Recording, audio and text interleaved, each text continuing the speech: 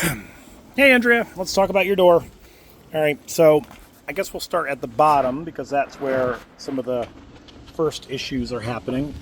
So, this separation right here, this is all part of the structure of the door that's starting to fail. So, this separation between this little pane that's part of the side light and the actual door frame itself, you can see how this is all starting to separate. This is actually a piece of, it's got fiberglass on either side and then wood in here. And then this is foam. So you can see how that's all starting to come apart. Whenever you see paint peeling off like this is either a sign of really bad preparation from the previous painter and or rot happening on wood because the wood starts to structurally fail. The paint stays in one piece like that and then just peels right off. Sorry, summer cold. So the same thing is happening over here, and this is very typical in this spot to fail. Any water that drips hits the threshold and then splashes up. So this is common. You can see the same thing happening down here. The real issues are up top, though. Oh, obviously the door needs to be painted too. So what's happening on this piece up top, this is part of the structural piece that's holding that transom light across. And this in here, it's so rotted on the inside. Not only does the whole thing move up and down, but literally you can see how I'm squeezing it. The only thing that's holding this entire section together is the paint. So, you know, and this is a function again of just 20 years of weather. Up top, you can see that gap that's forming. That again is a sign of the structural components of the door versus the top part, which all that does, that's just trim. It also does offer some rain protection, but when you see this gap starting, as it's going the whole length of the whole width of the door, that is from, again, the door structurally just beginning to fail. Now let's go inside.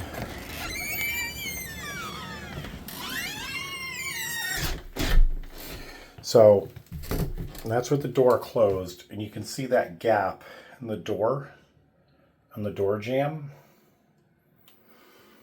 And it gets narrower as it goes up because the entire structure is actually slightly, it's not a square now. As a matter of fact, you can see if you look on the left between the top of the door itself, you can see how that gap is narrower on the left than on the right. And that's again a sign that the entire structure of the door is shifting. In this case, it's actually the top of the door is shifting to the right in this video. This little piece of trim that's come undone, again, signs of, you know, the structural part that's going down at the bottom. That's a combination of moisture and the structure moving. So this little piece, this little zipper looking thing is what they call a finger joint in the wood. You shouldn't see that. So again, that's a sign that structurally something is happening that caused that finger joint, which is just the original wood that's glued together. That glue is starting to fail because there's stress happening on it. As we go up the side, you can see that little piece of trim along the side light starting to crack. Down at the bottom on the other side, we got that same issue. So it's not great. As we go back to the right, again, you can see more of these gaps happening. The inside ones aren't really hurting anything.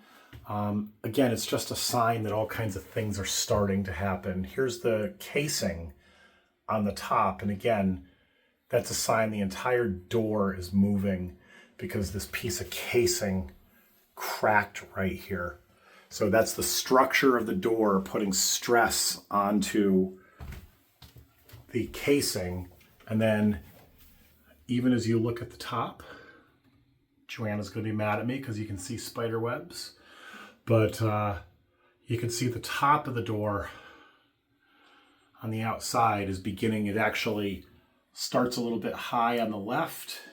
It goes down in the middle, then kind of creeps up a little bit and then goes down again. So that wave effect again, as the door is shifting, that's the wood just warping. So here, let me reverse the camera. There, see, now you get to see me in real life.